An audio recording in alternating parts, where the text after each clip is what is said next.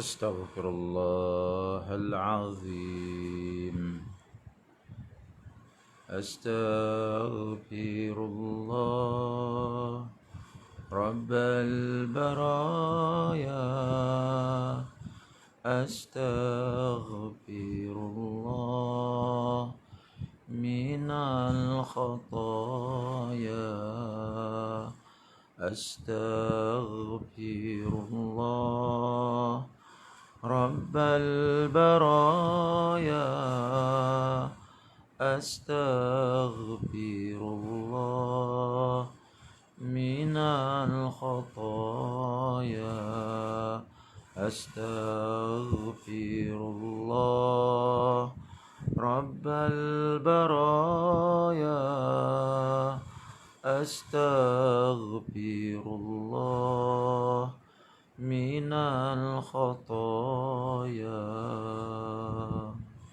InsyaAllah kita berselawat 10 kali sebelum kita mendengar tazkirah duha ini.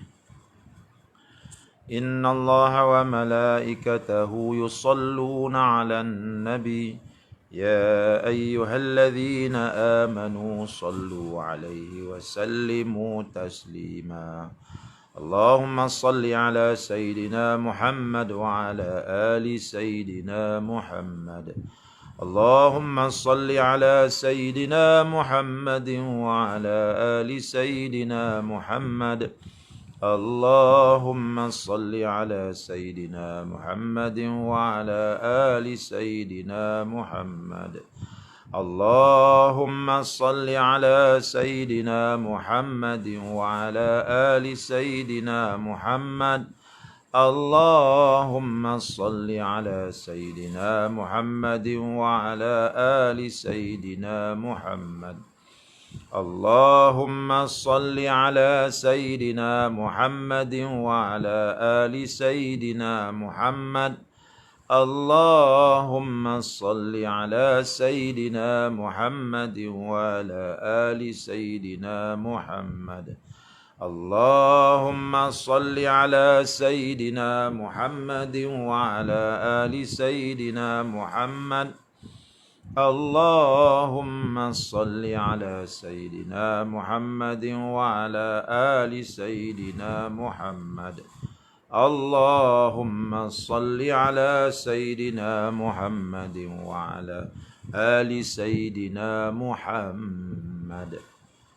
Alhamdulillah, kita panjatkan rasa syukur kita pada Allah Subhanahu wa taala kerana pada pagi yang mulia ini kita masih lagi dapat menghirup udara Allah, masih lagi dapat menikmati pancaran cahaya matahari Allah, masih lagi dapat hidup di atas muka bumi Allah. Ini semua dapat berlaku kerana Allah mengizinkannya ia berlaku. Tak mungkin ia akan berlaku tanpa mendapat keizinan daripada Allah. Itulah kita manusia yang tidak ada sedetik pun hidup kita tidak bergantung kepada Allah. Karena itu, jangan sekali-kali kita memandai-mandai mengenepikan Allah dalam hidup kita. Kerana hakikat sebenarnya tak mungkin kita akan dapat hidup tanpa Allah. Yang menghidupkan kita saat ini ialah Allah. Kalau kita tak nak Allah, bagaimana kita nak hidup? Sebab yang menghidupkan kita ialah Allah. Ya, jadi sebab itu tuan-tuan, kehidupan kita memang perlu rapat betul dengan Allah. Sebab segala-galanya semua dari Allah, bukan dari kita. Ya, jadi insya-Allah kita sambung lagi perbincangan kita yang semalam, berbincang tentang hadis-hadis nabawiyah berkaitan dengan takutkan Allah Subhanahu wa taala. Tuan-tuan yang saya hormati sekalian, telah kita bincangkan pada siri yang kemarin para anbiya alaihimus salatu wassalam, para sahabat ridwanullah alaihim ajma'in, mereka itu cukup takut menggunakan nikmat-nikmat Allah Subhanahu wa taala ya dengan secara berboros-boros. Ini mengapa perkara itu berlaku? Ini semua berlaku kerana mereka ini merasakan bahawa seksaan Allah itu sangat pedih. Seksaan Allah itu sangat dahsyat. Jadi bila mereka terkenangkan seksaan tersebut, mereka akan berasa takut dan gemetar hati mereka. Sebab itu hidup mereka senantiasa mengikut kehidupan yang diatur oleh Allah. Kita kena ingat tuan-tuan, bila kita mengucap saja kalimah la ilaha illallah Muhammad Rasulullah, bermakna kita telah bersetuju untuk diatur kehidupan kita oleh Allah. Tiada Tuhan yang aku sembah melainkan Allah. Maksudnya aku bersetuju bahawa kehidupan aku ini mestilah kehidupan yang diatur oleh Allah. Aku bersetuju Allah Ta'ala mengatur hidup aku. Sebab apa tu? Sebab kalau kita keluar daripada kehidupan yang diatur oleh Allah, kita akan mendapat seksaan dari Allah. Sebab hidup kita atas dunia ini semua daripada Allah. Nyawa daripada Allah. Udara daripada Allah. Kesihatan daripada Allah. Segala yang kita makan semuanya daripada Allah. Sebab itu, kalau kita boleh menerima Allah sebagai pentadbir bumi yang hebat ini, kalau kita boleh menerima Allah sebagai pentadbir kepada matahari, bulan dan planet yang hebat ini, mengapa kita tidak boleh menerima Allah sebagai pentadbir kehidupan kita? Ini yang peliknya manusia ni. Bila kita tanya siapakah yang mengatur matahari, pergerakan matahari, dia kata Allah. Redakah kamu Allah mengatur matahari? Redha.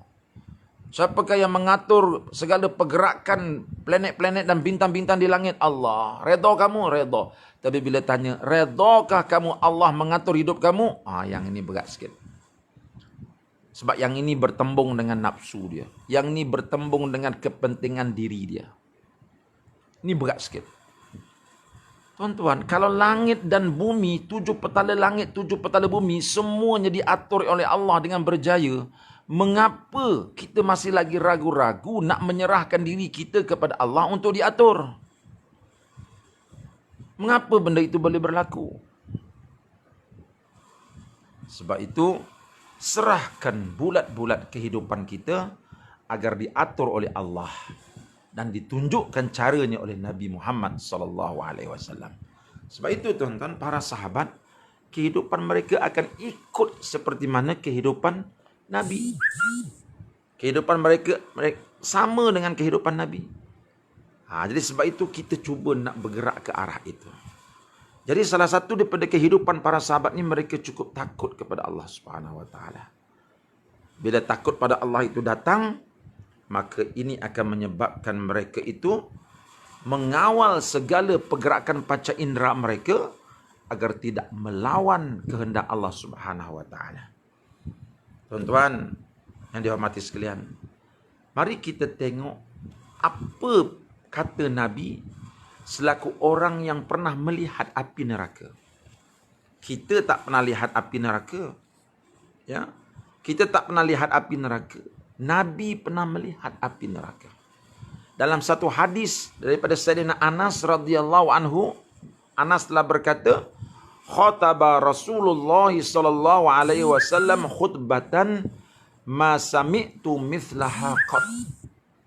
Rasulullah sallallahu alaihi wasallam pernah berkhutbah yang sangat luar biasa, di mana saya belum pernah mendengar khutbahnya sebelum ini seperti itu. Apa kata Nabi? Lau ta'lamuna ma a'lamu la dhahiktum qalila wa la bakaitum katsira. Faghatta ashabu Rasulillah sallallahu alaihi wasallam wujuhahum walahum khanin. Apa kata Anas? Anas kata, pada suatu hari aku mendengar Nabi sallallahu alaihi wasallam menyampaikan satu khutbah yang sangat dahsyat dan hebat, yang belum pernah aku mendengar khutbah seperti itu. Yang mana bila khutbah ini berakhir, para sahabat menutup muka mereka dengan tangan mereka sambil menangis teresak-esak.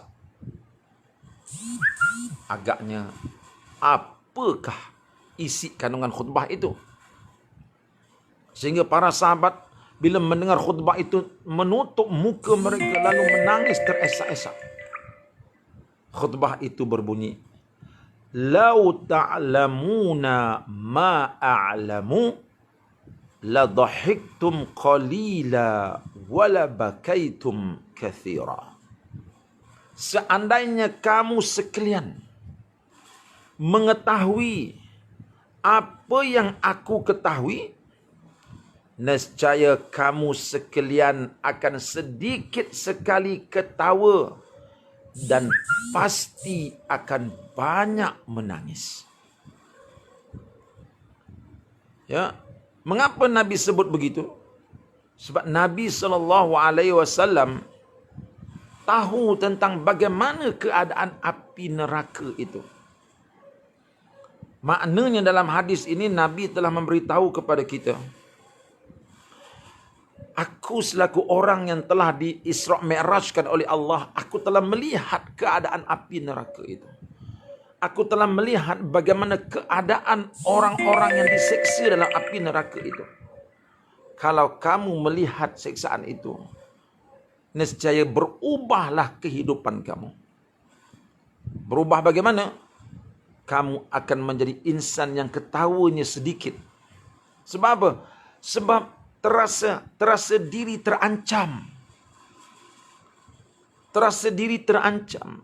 Bila kita mengenangkan dosa kita, ya Allah, ini dosa-dosa yang melayakkan kita untuk diseksa dalam api neraka, maka risau kita sebab kita tahu Nabi pernah melihat kepanasan api neraka itu. Jadi bila kita fikirkan dosa, kita fikirkan api neraka, fikirkan dosa, fikir api neraka, nescaya akan hilang rasa keinginan untuk ketawa banyak. Macam orang yang dah buat salah lah. Orang buat salah, tiba-tiba lihat orang yang buat salah sama macam dia kena tangkap. Dan orang yang ditangkap itu pula tahu maklumat tentang diri dia, di mana dia bersembunyi. Agaknya boleh ketawa lagi ke orang tu. Tak boleh dah. Sebab apa? Sebab dia tahu kesalahan dia dan dia tahu siksaan dan apa yang akan dihadapi pada masa akan datang. Begitulah seorang mukmin. Bila dia terkenangkan dosa dia dan dia ternampak api neraka Allah, maka hilang keinginan, hilang mood dia untuk ketawa. Itu ya jadi ketawa sedikit tu. Wala bakaitum katsira, dan kamu pasti akan menangis banyak. Sebab apa? Sebab bila dia memikirkan dosa dia, ini semua dosa-dosa yang kalau tak diampunkan oleh Allah, akan tercampak aku ke dalam api neraka. Maka menitislah air mata dia. Lebih banyak menangis. Kerana memikirkan dosa ini diampun Allah atau tidak. Memang betul dia banyak beristighfar. Tetapi istighfar itu makin dibuat, makin dia terasa, Allah ampun atau tidak? Allah ampun atau tidak? Kalau tidak diampunkan, bagaimana kedudukan aku di akhirat nanti? Ini menyebabkan dia selalu menangis. Inilah gaya hidup seorang Muslim. Ini gaya hidup kita. Bukan hidup yang penuh dengan kesukaan, kegembiraan, happy go lucky. Orang yang happy go lucky ni orang yang tidak ada dalam fikiran di akhirat. Yang kehidupan dia hanya sekadar selapis memikirkan dunia ini. Dia tidak pernah terfikir bagaimana dia nanti di akhirat. Kalau fikiran manusia ini sentiasa terfikir bagaimana dia di akhirat, manusia itu akan menjadi insan yang banyak menangis. Kerana itu tuan-tuan yang dihormati sekalian, para sahabat selepas mendengar Nabi menyampaikan khutbah ini, mereka menutup mata, menutup muka dan menangis, dan terdengar esakan-esakan tangisan mereka. Menunjukkan mereka ini terlalu takutkan Allah. Dan pada setengah riwayat, balagha Rasulullah sallallahu alaihi wasallam an ashabihi syai'un fa khataba faqala uridat alayyal jannah wan nar falam ara kal yaumi fil khairi wasyarr walau ta'lamuna ma a'lamu la dhahiktum qalila wa la bakaitum katsira fama ata ala ashabi Rasulillah sallallahu alaihi wasallam yaum asyaddu minhu ghattu ru'usahum walahum khanin. Dalam riwayat yang lain menyebut Rasulullah sallallahu alaihi wasallam mendengar berita sesuatu mengenai sahabat-sahabatnya, maka beliau berkhutbah di mana beliau bersabda, telah diperlihatkan kepadaku syurga dan neraka. Nabi pernah tengok syurga dan neraka sebab telah diperlihatkan kepada dia. Aku belum pernah melihat kebaikan dan kejelekan seperti hari ini. Seandainya kamu sekalian mengetahui apa yang diketahui, nescaya kamu sekalian akan sedikit sekali ketawa dan pasti akan menangis banyak. Maka tidak pernah terjadi bagi para sahabat Rasulullah SAW satu saat yang sangat menyedihkan melebihi dari itu, di mana ada antara mereka menutup kepala mereka sambil berteriak teresak-esak menangis. Inilah kehidupan para sahabat. Ya, tetapi ada orang yang tidak pernah takut dengan perkara ini.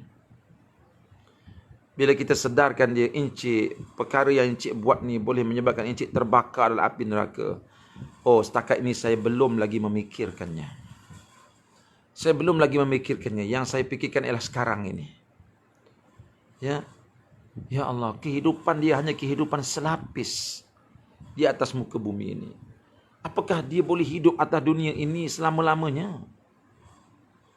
Tidak kali dia lihat di hadapan matanya setiap hari ada saja orang meninggal dunia. Tanah perkuburan tak pernah mengecil, semuanya membesar. Tanah perkuburan tak pernah yang luas, semuanya jadi sempit. Sebab setiap hari ada orang meninggal, setiap hari ada orang meninggal. Tak pernahkah dia melihat benda itu? Tapi itulah, bila hati itu telah kosong daripada zikrullah, bila hati telah kosong daripada mengingati Allah, itulah jadinya. Diberitakan, diceritakan tentang api neraka, sedikit pun tidak menakutkan dirinya. Ini sampai kepada peringkat yang sangat parah. Mari kita tengok firman sabda Nabi SAW lagi. Daripada Abi Hurairah juga hadis ini.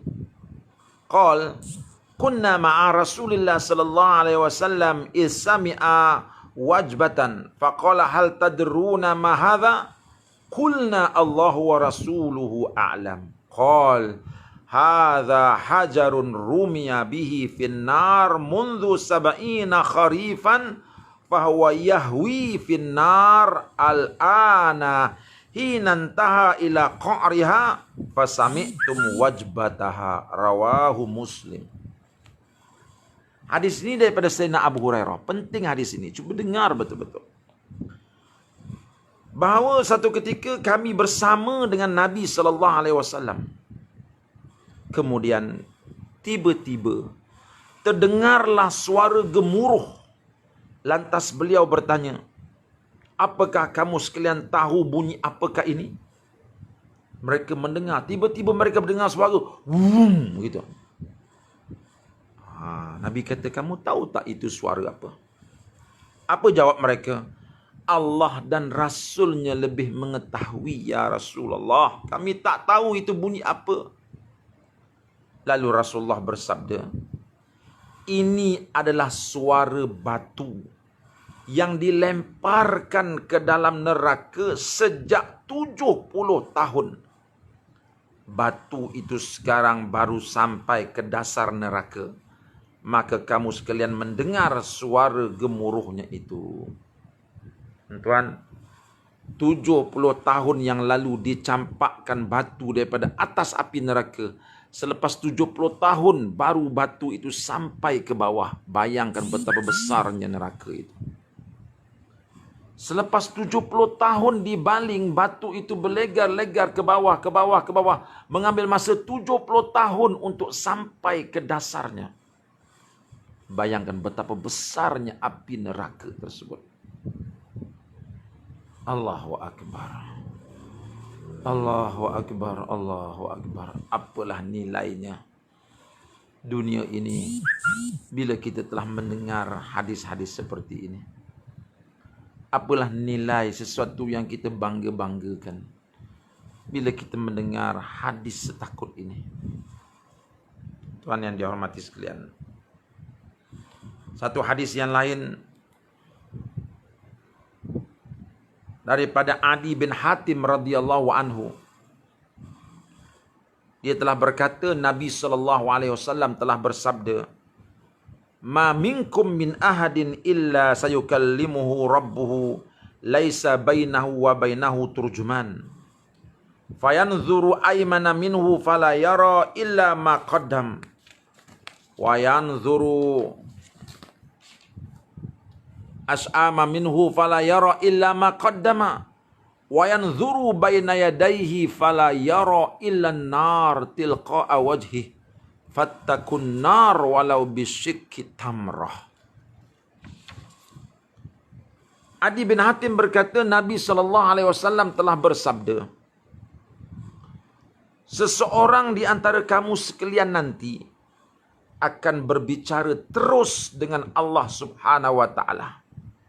Padahal di situ tidak ada penterjemah ataupun juru bahasa. Kemudian ia melihat ke kanan, tiada terlihat kecuali amal yang pernah diperbuatnya. Dan ia melihat ke kiri, tiada terlihat kecuali amal yang pernah diperbuatnya. Dan ia melihat ke depan, tiada yang terlihat kecuali api yang tepat di depan mukanya. Maka takutkanlah kamu sekalian terhadap api itu, walaupun hanya bersedekah dengan separuh biji korma. Hadis ini menunjukkan kepada kita bagaimana nanti berlaku di akhirat. Kita berdiri depan Allah Subhanahu wa taala. Allah berbicara dengan kita tanpa ada sebarang penterjemahnya. Allah bercakap dengan kita, kita bercakap dengan Allah. Tapi jangan bayangkan bagaimana keadaan, sebab ini keadaan di akhirat kita tak boleh bayangkan sekarang. Yang pentingnya, dalam hadis ini Nabi menyebut, ketika kita berada depan Allah dibicarakan, kita pandang di sebelah kanan kita ialah amalan-amalan yang kita bawa. Kita pandang di sebelah kiri juga amalan-amalan yang kita bawa. Dan di hadapan muka kita ketika itu api neraka yang menjulang-julang.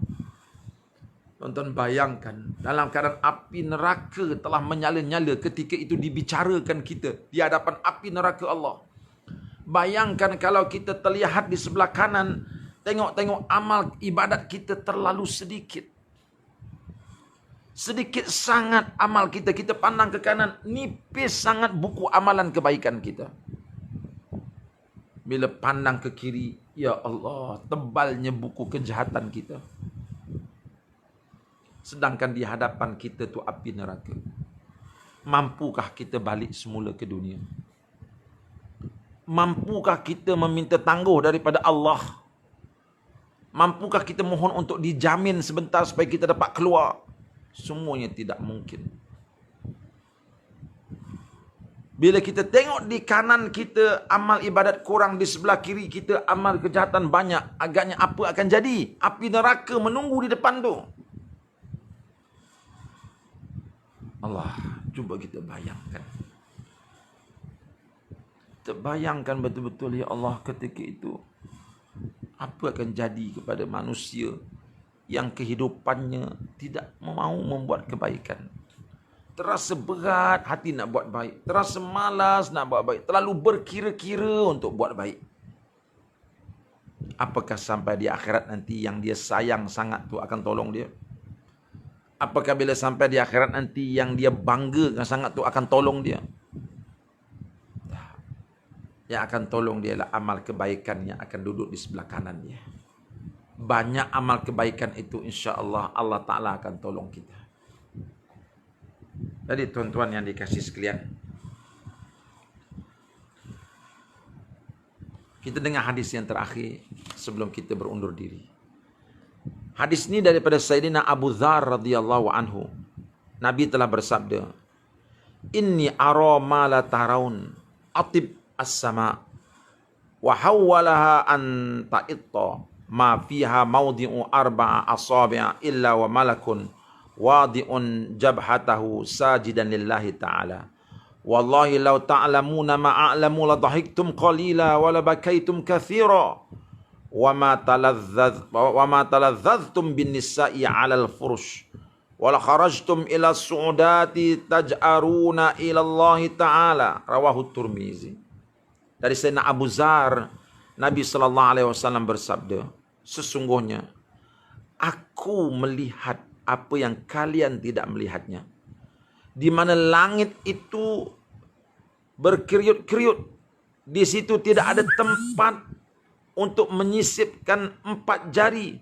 Melainkan di situ ada malaikat yang sedang meletakkan dahinya untuk bersujud kepada Allah Subhanahu wa taala. Tuh kita tengok langit di atas tu. Kita letak 4 jari kita, dalam 4 jari ada malaikat sujud. Dalam 4 jari ada malaikat sujud. Punya banyaknya malaikat sujud di langit Allah. Demi Allah, seandai kamu sekalian mengetahui apa yang ku ketahui, nescaya kalian akan sedikit sekali tertawa dan pasti akan banyak menangis. Kalian tidak akan bersenang-senang dengan istrimu di atas ranjang. Dan nescaya kalian akan keluar ke tempat-tempat yang ramai untuk memohon pertolongan Allah Subhanahu wa taala. Manakala kamu nampaklah kedahsyatan api neraka itu, kamu nak berseronok dengan istri pun hilang rasa keinginan. Sebab ketakutan itu, ketakutan terhadap siksaan api neraka itu. Jadi tuan-tuan, sekiranya dalam hati kita masih terdapat lagi banyak rasa nak berlazat-lazat, semua benda nak sedap, semua benda nak seronok, ya, maka kita dapat bayangkan bagaimana tahap iman kita ketika itu. Nabi menyebut orang mukmin itu, dia bila teringat kepada api neraka sampai hilang rasa keinginan untuk berseronok dengan isteri, dengan dunia. Tapi kalau dalam diri kita masih lagi ada gila keseronokan, masih lagi menggilakan sesuatu yang menyeronokkan, maka bayangkan betapa jauhnya diri kita daripada kehidupan seorang mukmin. Kerana itu fikir-fikirkanlah dosa-dosa kita, dan fikir-fikirkanlah kedahsyatan api neraka. Gabungkan kedua-duanya itu dalam fikiran kita, sehingga kita menjadi risau, menjadi takut, dan akhir sekali menitiskan air mata. Ketika itu beristighfarlah kepada Allah.